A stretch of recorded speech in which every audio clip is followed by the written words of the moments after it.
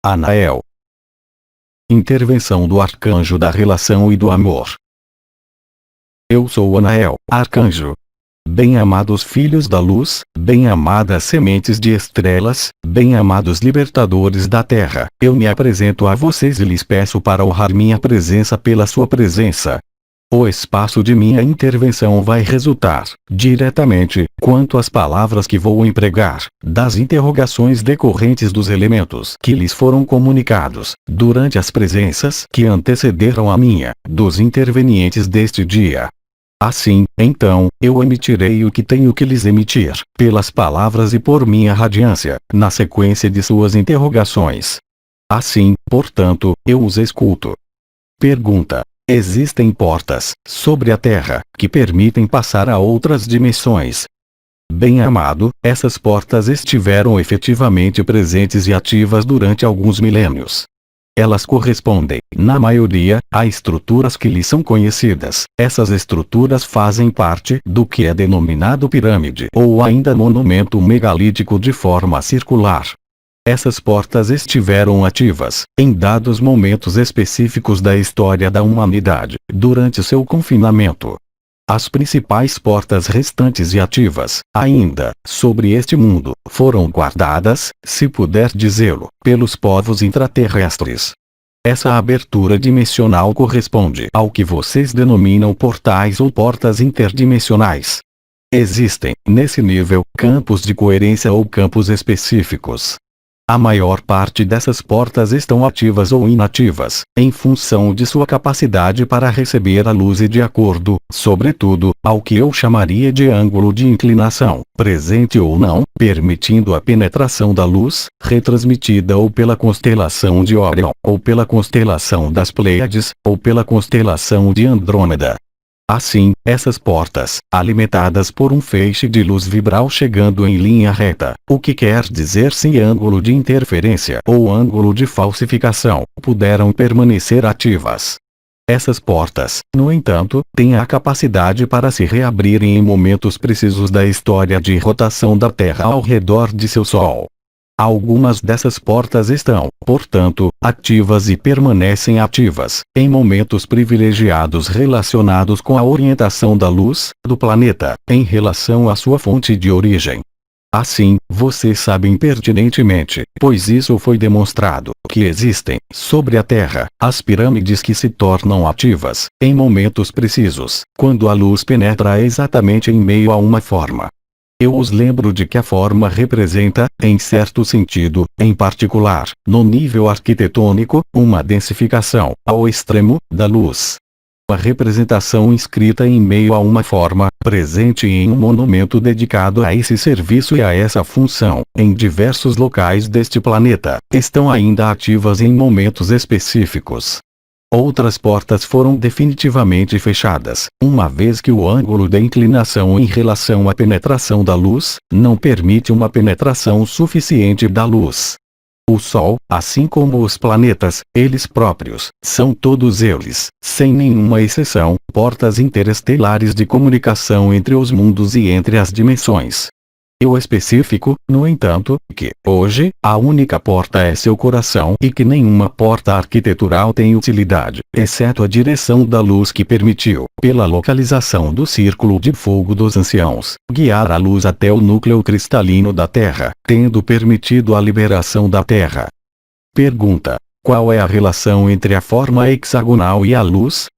A verdadeira luz não representa o que vocês poderiam chamar, por exemplo, de prana. O prana, ou glóbulos de vitalidade, são apenas o éter rarefeito que decorre diretamente da ruptura da luz, de sua forma original, que é hexagonal. Tentem simplesmente representar, em sua cabeça, o que pode resultar um conjunto de esferas. Isso não é viável. Um conjunto de hexágonos representa, no nível da luz, a forma mais lógica e a mais elementar, que permite realizar o que nós denominamos, há muito tempo, a inteligência da luz, ou seja, a capacidade da luz, nos mundos unificados, para se organizar, se reproduzir, se fazer, de algum modo, conforme o pensamento e a própria ideia que pode ser feita, por exemplo, de um veículo de luz. Criar uma embarcação de luz, em meio aos mundos unificados, necessita simplesmente de colocar em operação um pensamento. Um pensamento coerente vai levar a luz a se organizar segundo esse pensamento. Todos os processos, em meio aos mundos unificados, qualquer que seja a dimensão, representam uma organização, mais ou menos complexa, de glóbulos de luz, original ou vibral, cuja forma é hexagonal. Eu os lembro de que o hexágono está presente em muitas estruturas. Eu não falo simplesmente do círculo de fogo dos anciãos, mas a partir da ilustração do que é chamado de esqueletos proteicos e esqueletos correspondentes à própria arquitetura da vida falsificada em meio a este mundo. Assim, vocês reencontram essa estrutura hexagonal nos citoesqueletos correspondentes às proteínas. Essa base alterada, porém presente em seu mundo, não está mais presente sob a forma de organização da luz, mas sob a forma de organização do agente acelerador da luz, denominado carbono. Assim, a maior parte dos citoesqueletos de sua arquitetura molecular corresponde a uma organização hexagonal das próprias moléculas e dos próprios átomos constituintes das moléculas. A representação, em meio a este mundo, aí onde vocês estão ainda presentes, inscreve-se perfeitamente através do que vocês nominam de círculo ou esfera. De nosso ponto de vista, nos mundos unificados, a esfera, ou a forma redonda, ou o círculo, representam o que eu chamaria de confinamentos. Somente um confinamento que contém o princípio das formas geométricas perfeitas, além do hexágono, permite liberar do confinamento criado pelo círculo ou pela esfera. A forma mais perfeita não tem, portanto, nada a ver, no nível do agenciamento da luz, ao que vocês denominam, de seu ponto de vista, agenciamento, por exemplo, do prana. Quanto ao próprio fóton, partícula ou corpúsculo, vocês sabem que seus físicos ainda não resolveram essa equação, mas eles admitem, de maneira cada vez mais evidente, em seus cálculos, em suas suposições, em sua imaginação, o que é efetivamente real. Que não existe partícula, no sentido em que vocês a entendem, além da velocidade da luz, exceto uma partícula que é exótica, em seu mundo, que poderia ser chamada, embora eu não conheça o nome, de graviton, ou seja, o que determina as forças gravitacionais. A força gravitacional está ligada a uma partícula ou a uma constituição de átomos, como vocês a observam sobre seu mundo, denominando isto próton, e elétron girando ao redor do próton. Isto absolutamente não existe em meio aos mundos de luz. Eu os lembro, por analogia, de que um dos povos mais avançados, no nível da multidimensionalidade, que vocês chamam, hoje, os maias, embora o nome deles seja bem anterior a esse nome, ignorou, enquanto sua cultura astronômica era largamente superior à de vocês, o princípio da roda. Isso corresponde não a uma ignorância, mas sim a um conhecimento real do que acorrenta o ser humano em meio ao confinamento. Da mesma maneira, em várias ocasiões, aquele que se expressou entre vocês, em meio ao que ele mesmo chamou de humanidade que começa, através de seus escritos, falou-lhes da unidade da consciência e da unificação da consciência, através da presença de 24 unidades de consciência, e não de um círculo de consciências. O círculo, assim como a forma do círculo em si mesmo, representa um fator de confinamento. A curvatura de seu espaço-tempo foi induzida, eu os lembro, por uma embarcação metálica que modificou a curvatura do espaço-tempo, assim como o confinamento gravitacional, enrolando-se sobre si mesmo, e que era de forma redonda. As forças de liberação, ligadas ao fim do confinamento, em meio a um sistema fechado, são representadas, no nível das escalas mais elevadas da luz, pela forma de um cubo. O hexágono é, portanto, a forma original da luz. As representações hexagonais não faltam sobre esta Terra, mesmo a maioria lhe sendo inacessível, no nível da superfície da Terra, já que escritas em estruturas muito mais profundas, remontando a um ciclo anterior à falsificação, presente no ciclo precedente, antes do que foi chamado de Concílio de Alta, que iniciou o impulso atlantidiano em 50.731 a.C. Mas, eu os lembro de que, hoje, todos esses fatos não lhes trazem nenhuma liberdade. Unicamente o ser é capaz de realizar isso. Pergunta: poderia desenvolver sobre a civilização dos triângulos? A civilização dos triângulos, que é um assunto que eu já abordei há 3 anos, corresponde muito exatamente às estruturas que se situam, de maneira evidente, logo abaixo do que vocês denominam os 4 cavaleiros ou Ayot HaKodesh. O agenciamento dos mundos é realizado antes que as manifestações multidimensionais, de dimensão antropomorfizada, apareçam, justamente, pelo que é chamado de triângulos. Existe uma consciência em meio a cada forma. Existe uma consciência em meio a cada átomo. Existe uma consciência em meio a cada sistema solar. Existe uma consciência em todas as dimensões, exceto, como vocês sabem, agora, em meio ao absoluto que sustenta o conjunto das dimensões. A civilização dos triângulos é classicamente atribuída ao que vocês nominam de 24ª dimensão, que se situa, portanto, além de qualquer antropomorfismo da consciência. A ausência de antropomorfismo parece, aí também, estar em ressonância direta com o que é chamado de mundos dos mestres geneticistas, por exemplo, no nível dos mestres geneticistas de Sirius, ou ainda de um dos guias azuis, que se expressou entre vocês, chamado Sereti, pertencente, quanto a ele, à junção entre a 18ª e a 21ª dimensão. O aspecto triangular é, portanto, uma dinâmica que permite sustentar, organizar e construir os mundos, apoiando-se sobre os hexágonos, além dos mundos dissociados. Essas formas de vida estão, contudo, tão distantes de suas possibilidades de representação ou de percepção, que me parece extremamente difícil usar palavras para descrever o que realmente são essas consciências. Saibam simplesmente que eles organizam, coordenam e, em certo sentido, são os arquitetos dos espaços multidimensionais. Pergunta: hoje, qual pode ser o impacto das intenções de amor para a Terra? Bem-amada, isso depende unicamente do lugar em que você se situa. Qualquer intenção de amor, como qualquer vontade de bem, está fadada ao fracasso, uma vez que, atualmente, o confinamento é a ilusão. Nenhuma unidade pode aparecer em meio à dualidade, exceto para a consciência, ela mesma, que está liberta e liberada justamente da lei de ação e de reação. Enquanto você for dependente, você mesma, da intenção de amor, você permanece submissa ao confinamento. O amor é o que você é. Você não tem, então, de projetar o que quer que seja do que você é. Se você quer ser, realmente, o que você é, não projete mais nada, não peça nada e seja. Toda a sutileza das forças do confinamento foi a de fazê-los aderir, eu diria, de maneira contrariada e forçada, ou de maneira deliberada, segundo as circunstâncias, a lei de karma ou lei de ação, reação, que não existe, eu os lembro, senão em meio a este mundo. Fazê-los acreditar que vocês vão sair deste mundo, pela prática de tal ou tal atividade, é um erro correspondente ao confinamento e ao nível em que vocês estão confinados.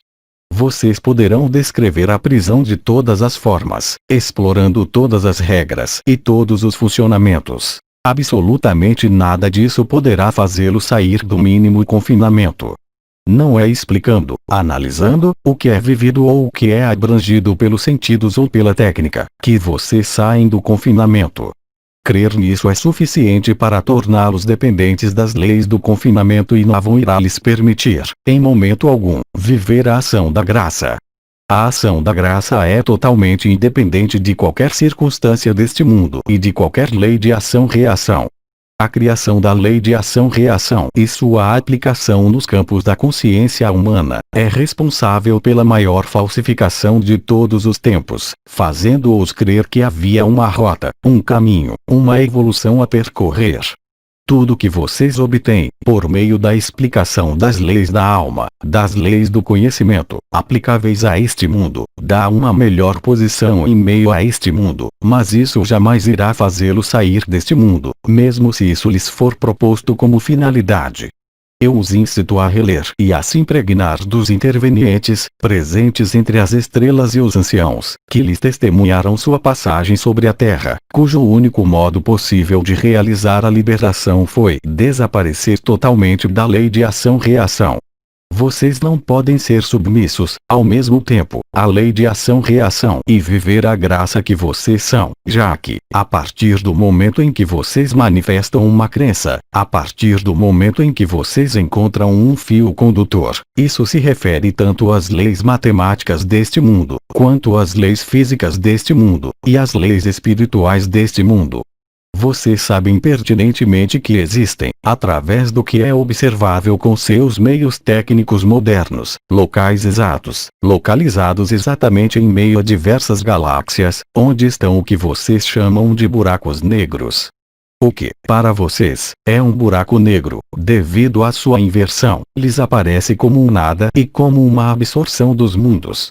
Saibam que é simplesmente o retorno à verdadeira luz. Que vocês estão, aqui, sobre esta terra, completamente, até agora e até esses últimos anos, privados da possibilidade de viver a graça, exceto para algumas consciências fora do normal, tendo servido de marcadores para esta liberação que está em curso. Eu quero nomear, por aí, algumas estrelas e alguns anciãos. É claro, todos aqueles que foram liberados da Terra, e que compreenderam a falsificação e a existência de véus, têm, ou vivido isso quando muito jovem, e de modo, qualificado, por vocês, de inesperado e de espontâneo, ou após ter estudado certo número de ensinamentos. E para se aperceber de que, em última análise, o conjunto dos ensinamentos, quer sejam científicos, quer sejam espirituais, não são senão as ilusões que lhes permitem apenas conhecer a prisão, mas, em nenhum momento, sair dela.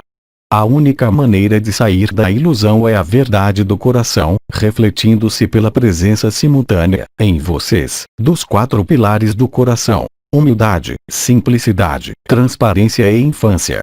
Todo o resto é apenas ocupação para o mental, permitindo às vezes levar a uma ilusão de liberação, mas que, jamais, os faz escapar ao condicionamento da ilusão matricial de 3D, quer seja deste lado do véu, para vocês, como o que existia do outro lado do véu, ou seja, a morte. Nem a vida sobre este mundo, nem a morte para este mundo, são uma liberação. O que não é mais o caso, é claro, de agora em diante. Aquilo em que vocês colocam a atenção, em que vocês colocam a consciência, aquilo a que vocês conciliam sua crença, pertence necessariamente ao conhecido.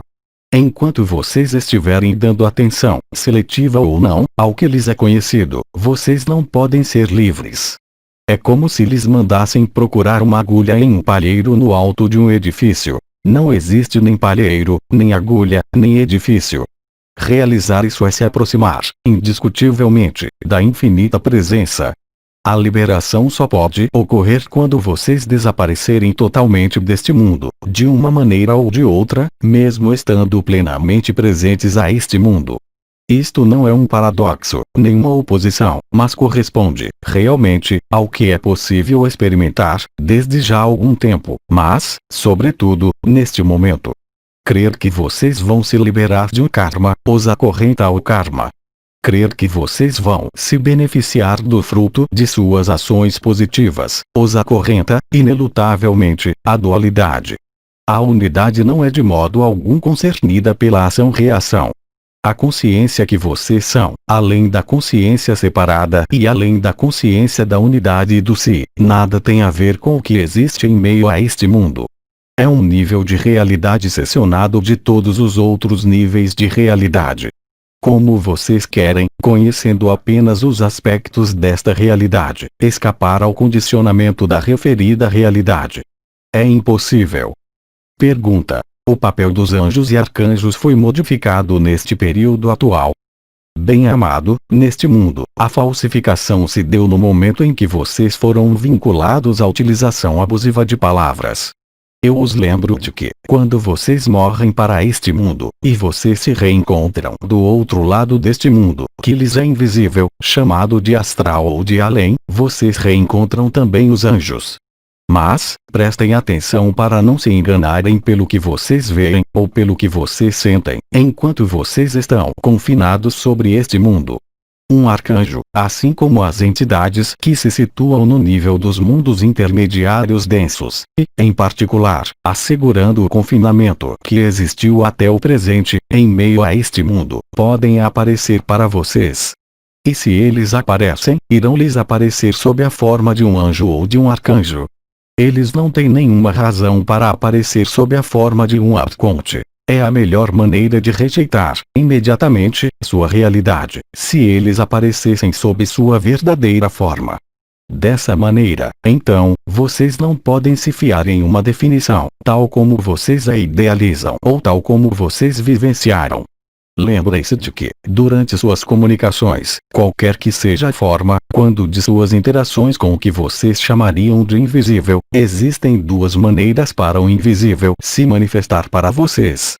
Os resultados, sobre o que vocês são profundamente diferentes conforme o anjo que se dirige a vocês vindo das dimensões unificadas, ou o anjo que se dirige a vocês vindo das dimensões que eu qualificaria de arcônticas ou opostas à luz.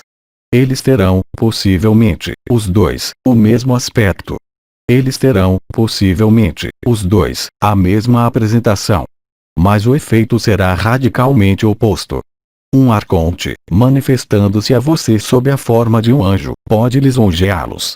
Ele lhes contará coisas muito belas, mas o resultado, sobre suas vidas e sobre a própria consciência, será o oposto do que vocês buscam. Quando vocês encontram um anjo vindo de planos unificados, ocorre, antes de tudo, uma coisa que está bem além das palavras que podem ser entendidas, pronunciadas ou percebidas, de diferentes maneiras. O fogo do coração é o testemunho. Um ser de luz que se aproxima de vocês, não pertencendo a este mundo, desse lado do véu onde vocês estão, como do lado invisível, não tem nenhuma razão para lhes aparecer e lhes fazer grandes discursos. O aspecto vibral é preponderante. Assim, portanto, os anjos e os arcanjos não alteraram sua apresentação, mas eu os lembro de que são vocês que modificaram, de uma maneira ou de outra, em um grau mais ou menos acentuado, o próprio estado de sua consciência, em meio a este mundo. É muito fácil exprimir as verdades concernentes a este mundo. Elas são verificáveis em meio a este mundo. Mas, eu os lembro, elas não lhes permitirão, em caso algum, sair deste mundo, para a sua consciência ser liberada. Não é suficiente, dito de outra forma, saber que a criação e o universo, os multiversos, são amor, para viver o amor. Pergunta: como irá se refletir a recuperação do eixo atração-visão em nossos corpos, relacionada com a recuperação do eixo da Terra? Bem-amada, isso faz parte das manifestações, às vezes incômodas, que vocês podem sentir, justamente, no nível das portas, e não das estrelas, atração, visão, refletindo-se, como foi dito por Hildegard de Bingen, por uma série de modificações das circunstâncias alimentares, mas também do conjunto das circunstâncias fisiológicas desse corpo, nesta vida, sobre este mundo. O que você vivenciou, e que o número cada vez mais importante está vivendo, no nível das modificações fisiológicas, referentes tanto ao aparecimento de intolerâncias alimentares totais, de alguns tipos de alimentos, assim como a dificuldade para suportar, para esse corpo e não para sua consciência, as condições do confinamento, reflete-se, é claro, por modificações fisiológicas evidentes, resultando, às vezes, em sintomas que eu qualificaria de doentios, uma vez que não vão até a declaração de uma doença, mas aparecem de maneira suficientemente sensível para modificar a percepção do funcionamento de seu próprio corpo. As primícias da expansão da Terra, como da expansão do Sol, estão doravante onipresentes sobre esta Terra. Isso se refere ao que vocês observam no nível dos elementos, sobre o conjunto deste planeta, quer isso concirna ao vulcanismo, que está apenas em suas primícias em relação ao que é habitual, quer isso concirna as manifestações aéreas, múltiplas e cada vez mais numerosas, ocorrendo em partes do mundo que, até então, tinham sido preservadas. Da mesma maneira que as modificações da circulação das águas, assim como as inundações e outras manifestações elementares relacionadas à água, tornam-se cada vez mais consistentes. Isso corresponde exatamente à modificação do eixo da inclinação da Terra, atualmente em curso. As fases de expansão da Terra se traduzem, sobre esta Terra, por fendas, tanto no nível das placas tectônicas, como do próprio manto terrestre, aparecendo em locais totalmente inabituais e de maneira cada vez mais recorrente. Essa fenda, que é produzida no manto da Terra, ocorre, é claro, em seu corpo. Como vocês querem que a borboleta nasça, se a lagarta não lhe servir de abrigo? Eu os lembro de que, para a borboleta nascer, é necessário que a lagarta se abra e se rasgue. Essa imagem não é simplesmente uma imagem. Ela é bem mais do que uma imagem ou do que um sentido simbólico. Vocês irão compreender quando vocês estiverem do outro lado, além dos mundos ilusórios, o que isso significa, por vivê-lo diretamente e por ter a vibração que então o se produziu. Pergunta: qual é o papel de Hercólogos? O papel de Hercólogos é mudar as condições gravitacionais. Esse feito é observável, sobre a Terra, há muitos anos. Vocês não podem ver, como isso foi dito pelo comandante, há uma semana, com os meios habituais, mesmo tecnológicos, o que se perfila, eu diria, em seu horizonte. Mas vocês podem, desde já, observar os efeitos.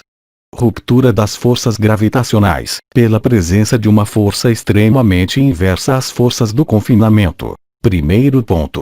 Segundo ponto, que contribuiu, à sua maneira, para a liberação da Terra, de modo conjunto. A liberação, também, de sua consciência, das linhas de predação, tanto pessoais como coletivas.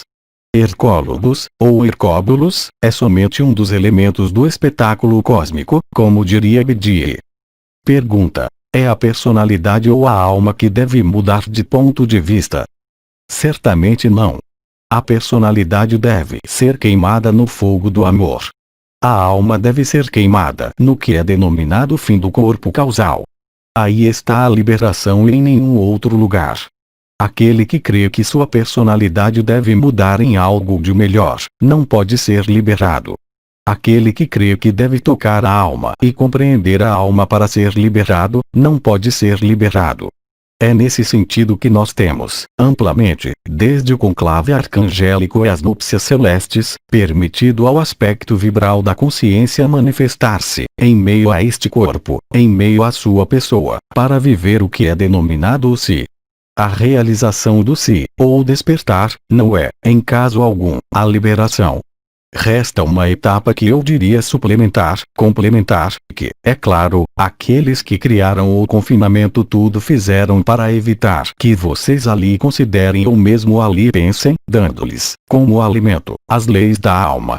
Da mesma maneira que, em épocas mais recuadas deste ciclo de falsificação, bem antes do que foi denominado, sobre a Terra, o Renascimento, a Idade Média e antes, foram transmitidos outros princípios que eram, não o conhecimento da alma, mas a possibilidade de um paraíso. Crer em um paraíso posterior os distância, na totalidade, do que vocês são, em permanência. Nenhum elemento, para retomar uma expressão cara ao irmão K, do conhecido pode permitir-lhes acessar o desconhecido. Unicamente o coração abre o coração. Não o coração no sentido em que a personalidade o entende, não o coração no sentido da alma precipitada na matéria. Eu irei remetê-los, para isso, a uma série de elementos, dados há 2 anos, em particular, pelo irmão Kao ainda por Mananda Moe, referente, justamente, ao eixo atração-visão e à interação da alma na matéria, e a própria criação da alma. Jamais foi dito que a alma era eterna. Somente é eterno, o espírito. Somente é eterno o que está por trás das manifestações e não as próprias manifestações, sejam quais forem as manifestações, aliás. O que muda de ponto de vista é o que foi nominado por Bedi, o observador. É necessário a vocês, efetivamente, como isso foi dito em várias ocasiões, considerar que o se pode, de algum modo, ser uma etapa prévia, mas, em caso algum, obrigatória. Realizar o se os faz mudar de ponto de vista. Vocês não ficam mais submissos às leis da personalidade, mas à influência da alma. A alma resplandecendo ela mesma em sua própria luz. Mas nenhuma liberdade pode vir daí. É necessário, aí também, superar e transcender o si.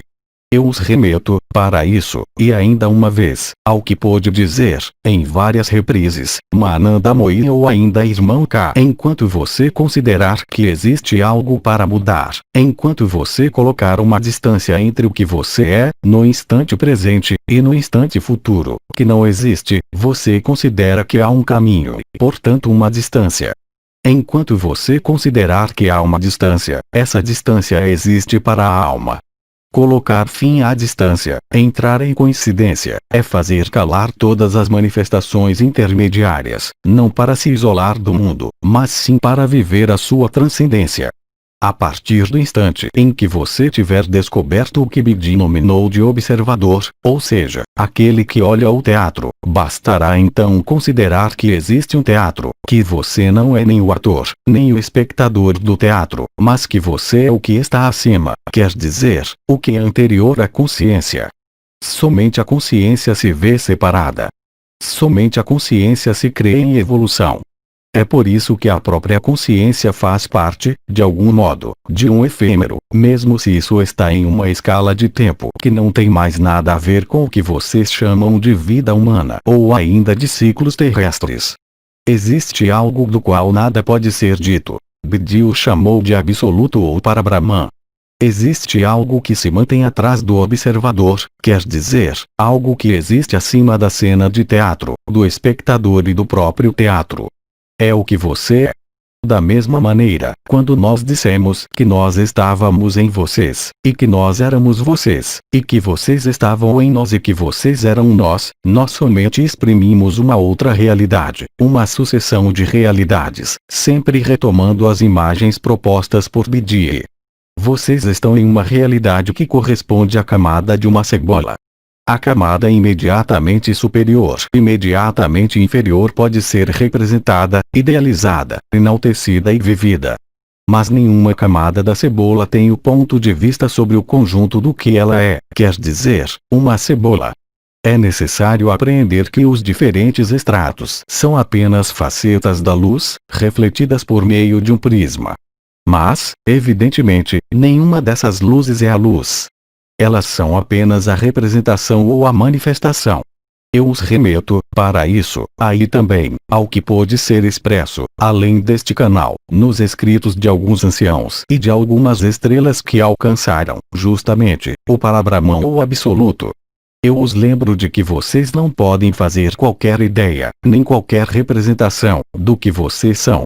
É necessário, então, sair das ideias, das representações, em resumo, do conjunto de tudo que lhes aparece como conhecido ou conhecível, para penetrar, diretamente, no mistério do insondável do que vocês são verdadeiramente.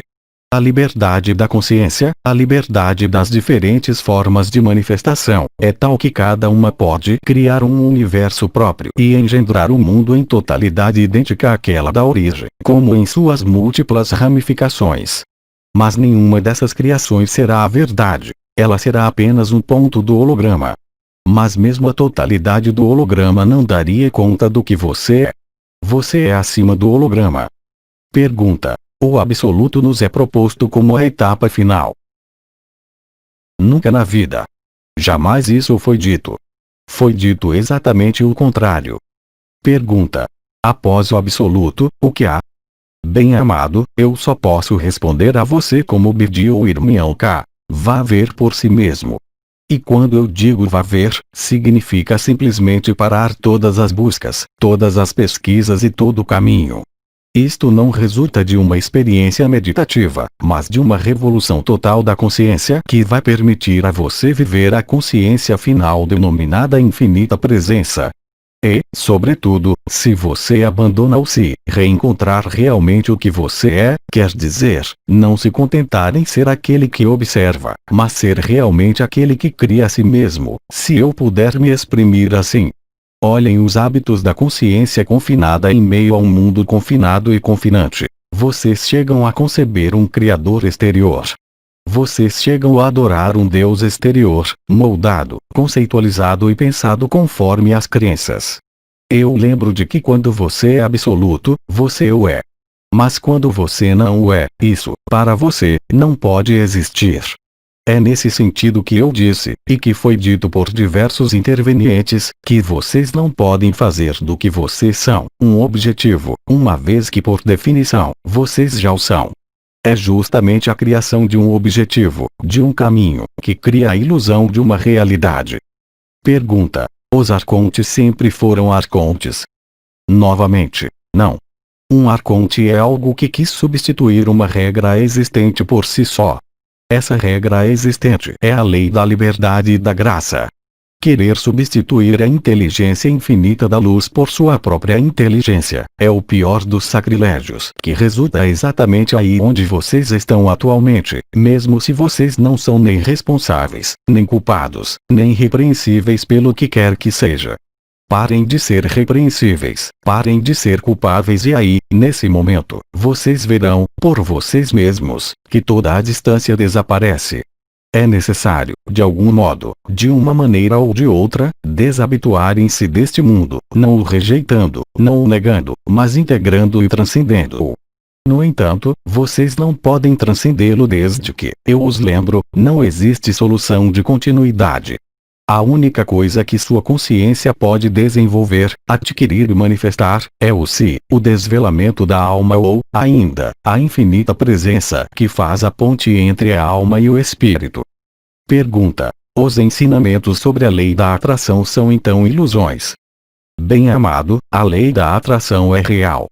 É precisamente ela que lhe permitiu revelar a alma, revelar o si, para aqueles de vocês que já experimentaram a ativação de uma ou mais coroas.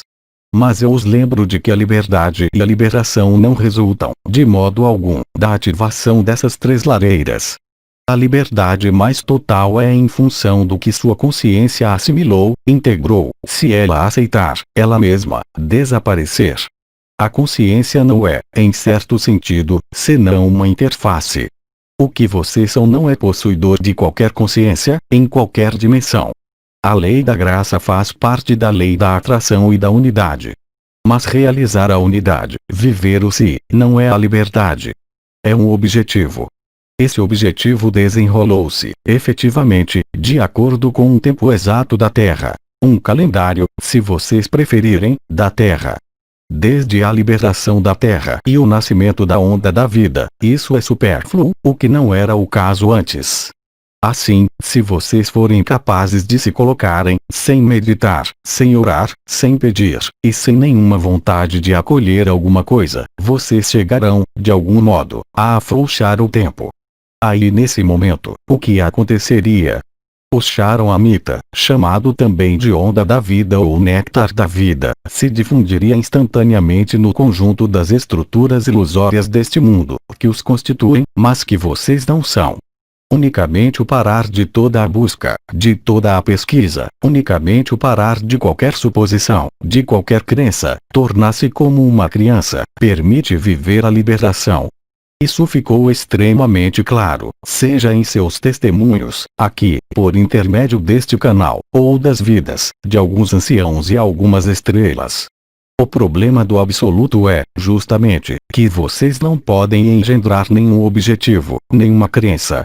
Uma vez que, tanto para a personalidade como para o si, o absoluto poderia representar o nada. E é, efetivamente, o nada da consciência. Mas esse nada da consciência não é nenhum progresso, nenhuma regressão, nenhuma evolução, nenhuma involução.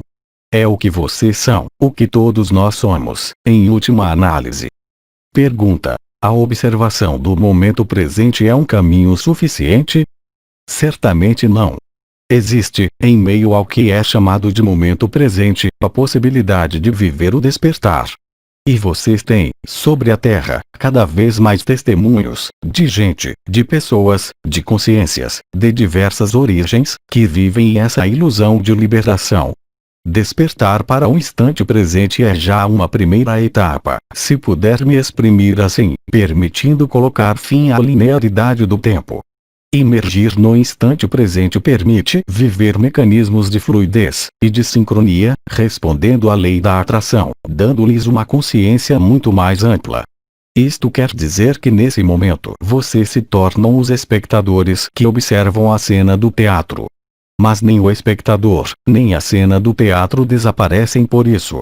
Simplesmente, vocês mudaram o ponto de vista. Vocês consideram que o que é desempenhado no palco não concerne ao espectador, exceto pelo que é cativado e pelo interesse que há. Mas vocês não são nem o espectador, nem o ator. Pergunta: qual a solução para não estar satisfeito com essa ilusão do despertar? Eu falei de um despertar real, mas de uma ilusão de liberação. Não use uma palavra no lugar da outra, caso contrário há confusão, instantaneamente. Há um despertar real que os faz sair de uma realidade para penetrar em uma outra realidade, perfeitamente descrito por vários autores. Hoje, quer isso seja no momento de uma experiência de morte iminente ou ainda quando de um acesso a essa atemporalidade. Mas vocês não chegam aí. Quando eu digo não chegar aí, é simplesmente não ficar satisfeito com esse resplandecer da luz, mas tornar-se o que vocês são. Quando vocês observam a luz, quando vocês vivem a luz, isso quer dizer que vocês não são inteiramente a luz. Uma vez que se vocês realizam o que vocês são, além do espetáculo, além do teatro, além do ator e do observador, aí nesse momento, vocês percebem, além de qualquer aspecto da consciência, que vocês são a própria natureza do que é manifestado, mas vocês não são a manifestação e ainda menos aquele que olha. Para isso, não há justamente nada a fazer. Durante as primeiras etapas da liberação da Terra, um interveniente veio a vocês. Ele lhes exprimiu o princípio da refutação e da pesquisa, ver as intervenções de Bidi. As coisas são, hoje, um pouco diferentes. Aqueles que não viveram esse estado específico além de qualquer estado, que não é nenhum último, nenhuma finalidade, que é absoluto, apoiaram-se na refutação. Pois o objetivo da refutação não é fazer encontrar o absoluto. O objetivo da refutação era invalidar o princípio da identidade em meio a uma personalidade ou de um despertar transpessoal. Hoje, a liberação da Terra foi tal que a onda da vida está onipresente. Ela não está mais limitada ao seu circuito ascendente, passando pelos chakras inferiores, nem mesmo em meio ao canal mariano, pelo manto azul da graça. O que se desenrola pede simplesmente, de sua parte, como isso foi dito por diversos intervenientes, para manter-se tranquilo. Manter-se tranquilo não consiste em renunciar à vida ou às suas atividades, bem ao contrário. É deixar fazer o que esse corpo tem que fazer, deixar fazer o que esse mental tem que fazer, vê-lo agir.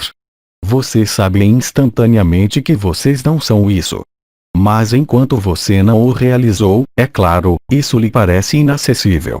Isso corresponde à última presença.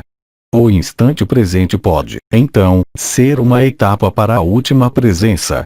Mas isso não tem nenhuma utilidade a vocês, muito pelo contrário, para ser o que vocês são, além de tudo isso, ou seja, absolutos. Eu repito, mais uma vez, pois isso é fundamental durante este período. Não considerem jamais o absoluto como uma etapa, nem como uma finalidade, nem como uma possibilidade de desenvolvimento da consciência. Seu meio de expressão, sobre este mundo, é, ou a consciência limitada, ou se nenhum, nem o outro, consciência separada e fragmentada ou consciência unificada, lhes dão acesso à fonte da consciência. Eu falo bem da fonte da consciência e não da fonte. Eu os lembro também que não se pode dar qualquer definição do absoluto. Uma vez que, de seu ponto de vista, se for o ponto de vista da pessoa, isso se chama um nada, Neelt, o buraco negro do qual eu falei anteriormente. Se você se instala no si, aí nesse momento, o reflexo da luz e a vivência da luz, a vivência do Samadhi, o impedem de viver Shantinilaya. Assim, então, a renúncia ao seu abandono do si é realmente o que é para realizar a fim de ser o que você é, de toda a eternidade. E para isso não necessita de nenhuma ascese, de nenhuma prática, mas simplesmente de um mecanismo sutil, em meio à consciência, concernente à sua própria aniquilação. Pergunta: isso significa então que o vazio, Neelt, não existe, a não ser no nível da personalidade? De fato. É claro, a morte é o fim da personalidade. O que explica por que a consciência da personalidade receia a morte. Aquele que viveu uma experiência de morte iminente, ou que saiu de seu corpo, sabe muito bem que ele não está limitado a esse corpo. Mas isso não é suficiente. Isso basta para a consciência. Isso não basta para o que você é. No termo ser suficiente, não veja aí algo a adquirir ou a desenvolver, mas, justamente, o cessar de toda a atividade da consciência, em meio tanto a uma consciência separada, fragmentada, como unificada. Eu os lembro, para encurtar esse assunto do absoluto que parece apaixoná-los, de que vocês não têm nenhum meio, seja pela vibração, seja pelas explicações, pelas minhas palavras, de viver o absoluto, nem de se aproximarem dele. Pergunta: os medos que podem aparecer no momento da passagem da porta estreita, estão relacionados ao processo da onda da vida, ou a medos ancestrais ou a outra coisa? Os medos da onda da vida estão inscritos nos 2 primeiros chakras. A passagem da porta estreita ou porta Odd, está inscrita entre o plexo solar e o plexo cardíaco. O abandono do si se traduz por uma dificuldade de deixar a personalidade. Viver o abandono do si é também abandonar a personalidade, deixá-la morrer, e não fazê-los morrer, o que não tem nada a ver. É importante compreender que a onda da vida, quando ela atravessa o obstáculo dos 2 primeiros chakras, que, eu os lembro, estão ligados às linhas de predação pessoais e coletivas, encontra também o que é chamado de apego à personalidade. O apego à personalidade está presente, mesmo na personalidade qualificada de transfigurada, tendo vivido o despertar do si. O despertar do si não é a liberdade, o despertar do si não é a liberação.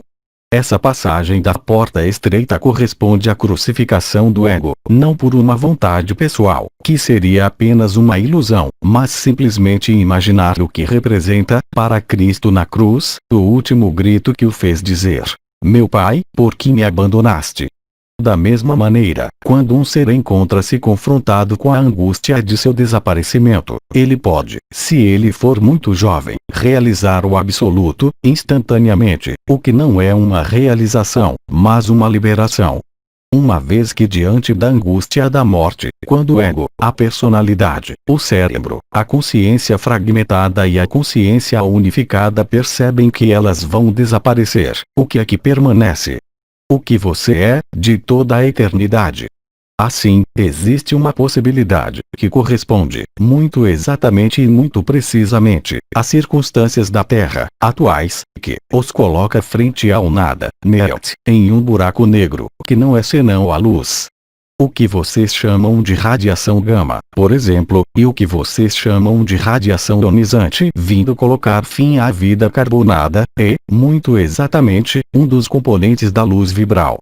De seu ponto de vista, onde quer que esteja situado, sobre este mundo, a luz, no sentido vibral mais autêntico, pode, em um momento intenso, e eu não definirei o que é a intensidade desse momento, mas vocês estão em uma sucessão de momentos intensos sobre a Terra, como em sua consciência, fazê-los deixar ir, fazê-los abandonar qualquer reivindicação da consciência. É justamente na constatação da aniquilação provável da própria consciência que se encontra a infinita presença e o que foi chamado, por Uriel, de passagem, que, eu os lembro, não é uma solução de continuidade entre o si e o absoluto. O absoluto aparece a partir do momento em que o si desaparece. As circunstâncias da Terra representam, atualmente, uma vez que se trata de uma liberação total, uma oportunidade da consciência instalada no si de libertar-se do si, de desaparecer ela mesma na consciência, a fim de ser o absoluto. Lembrem-se de que qualquer que seja a consciência, ela irá se prender a ela mesma, uma vez que ela não existe, a não ser enquanto consciência. Vocês são o que está além da consciência. Pergunta: uma pressão intensa sentida no diafragma, significa que o primeiro e o segundo chakras foram atravessados? Não. São 2 travessias diferentes. A onda da vida libera as linhas de predação, pessoais e coletivas, libera, portanto, a consciência, ela própria, dela mesma e, portanto, cria, pelo Charan Rita ou onda da vida, a liberdade e a liberação. A passagem da porta estreita, no nível do que é nominado de 8º corpo, ou Odd, é a transcendência, a ressurreição em meio ao si. A transcendência dos dois primeiros chakras representa o acesso ao que está além do si, quer dizer, o absoluto. Contudo, o processo de desenvolvimento do coração ascensional, como lhes foi exposto, é realizado ou pelo manto azul da graça, ou pelo triângulo da triunidade, entre as três portas inscritas entre o chakra do coração, o chakra do enraizamento da alma e o chakra do enraizamento do espírito, ou ainda pela própria onda da vida. Mas pode muito bem existir um acesso ao si sem, no entanto, viver o Charanamrita. As próprias circunstâncias da onda da vida estão, contudo, há algumas semanas, profundamente diferentes. Isso foi exposto e eu o remeto, para isso, ao que foi dito por um amigo, há 8 dias, e por mim mesmo. Nós não temos mais perguntas. Nós lhe agradecemos. Bem-amados absolutos, bem-amados filhos da luz e sementes de estrelas, bem-amadas luzes, é tempo, para mim, agora, de me retirar, transmitindo-lhes todo o meu amor e dando lugar àquele que vem depois de mim. Eu lhes digo, certamente até breve. Mensagem atemporal.